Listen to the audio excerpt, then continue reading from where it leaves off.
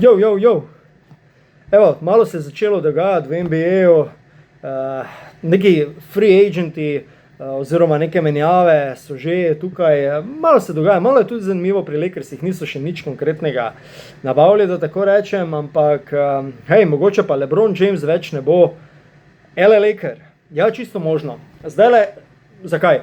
Draymond Green pri Warriorsih je zavrnil svojo zadnjo leto pogodbe, če se ne motim, z razlogom, da bi podpisal novo, ampak manjšo pogodbo. Se pravi, se bo Delo Pogača odpovedal z namenom, da bi lahko pripeljali LeBrona v Warriorse. Še prej se je pa govorilo, da bi Davis iz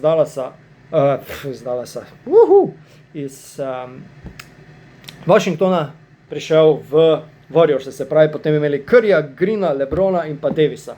Dokaj veteranska ekipa, ampak ok, to so njihovi problemi, težave, sladke skrbi, karkoli. Lakersi bi pa mogoče, zdaj, če nismo preveč navezani na LeBrona, konkretno sprostili tale cap space in bi mogoče lahko enega ali pa celo dva konkretna igralca za to pripeljali. Bomo videli, kaj zdaj to pomeni. Še ena novica iz Lakersov. Smart se je odpovedal podaljšanju pogodbe z Lakersi in postaja prosti agent, pravi free agent.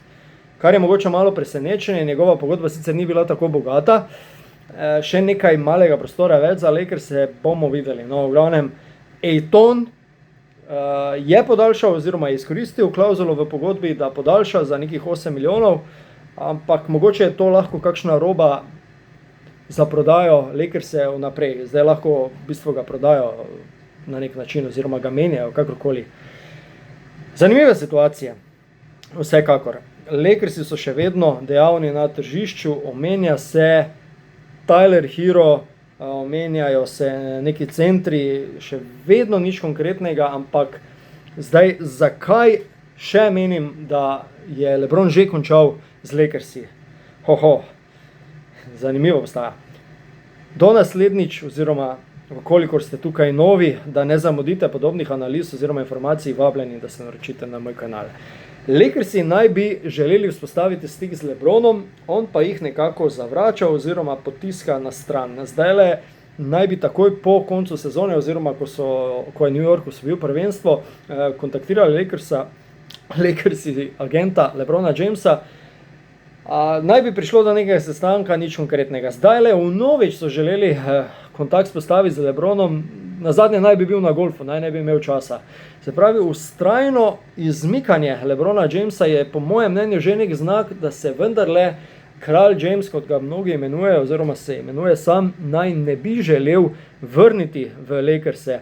Mogoče je zaenkrat vloga Austina Reevesa, ki vemo, je podaljšal oziroma ima namen podaljšati z Lakersi, in pa Luke Dončića očitno prevelika, neka tretja violina, sploh ni druga, temveč tretja, LeBron vsekakor noče biti. Vprašanje pa je, ali bi sploh želel toliko zmanjšati svojo plačilno listo zdaj, ko vemo, da naj bi bogat